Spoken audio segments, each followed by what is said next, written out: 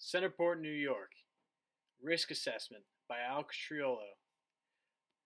Earth Science 101. Spring 2020. Located on the north shore of Suffolk County, Long Island, the population of Centerport is approximately 5,008.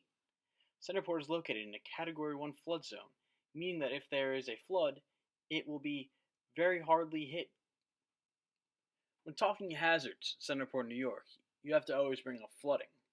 There's a lot of flooding in the area when storms happen. There are high-speed winds after the storms. They usually knock down telephone poles and trees. The erosion happens because we're located on the coast and we'll get hit with waves constantly, and eventually a common natural disaster in this area would be a hurricane. Hurricanes are common in this area because the Gulf Stream, which originates from the Caribbean Ocean, is a current that brings the warm water up the coast. This warm water enables the hurricane to thrive and can carry it from areas like Florida to Maine. The hurricanes usually come to New York around August, but the official season starts in June. The last hurricane was seen on October 2012, and it was Hurricane Sandy. Sandy caused approximately $32 billion in damage and devastated the area for 2 weeks. The cleanup after Sandy was over 10 years, and since then, there hasn't been many hurricanes to happen since that hurricane. But we should always be ready for hurricanes because their season is in August through October, and they can hit and devastate areas. Hurricanes will return back to my area, and homeowners should be ready. Homeowners should purchase flood insurance. Flood insurance would cover the cost of a flood. While it might be a heavy cost in the short run, in the long run, it'll be worth it if you get a flood due to a hurricane. Homeowners should also buy backup generators. These backup generators would definitely be worth it if the power goes out due to a large storm that knocks out the entire power grid.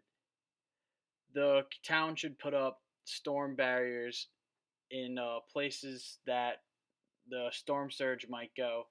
These barriers would be beneficial for when floods come, and they can mitigate the effects of the flood because the flood would be caught up at the barrier. The town should also consider putting power lines underground so they wouldn't be knocked over when the off chance of a telephone pole or a tree getting knocked over and corrupting the line. Also, the town should put in place a disaster relief fund.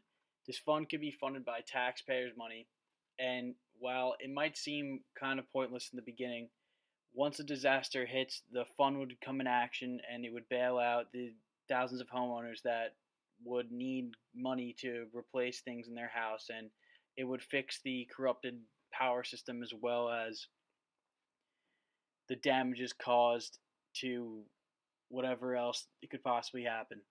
I think the fund would be beneficial and would also save everyone a lot of money in the long run. When dealing with these natural disasters, it is important to remember that these are natural occurrences. There's nothing we can do to stop them. The only thing we can do is prepare for them. And in order to prepare for them, we have to be willing to spend some money and make some changes.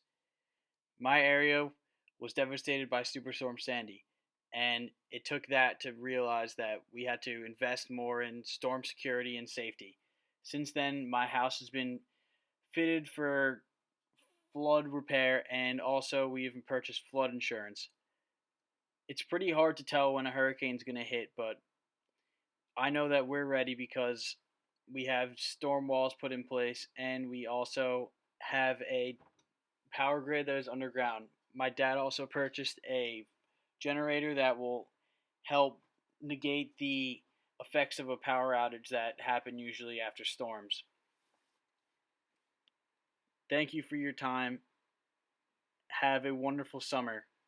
From your friend, Alex.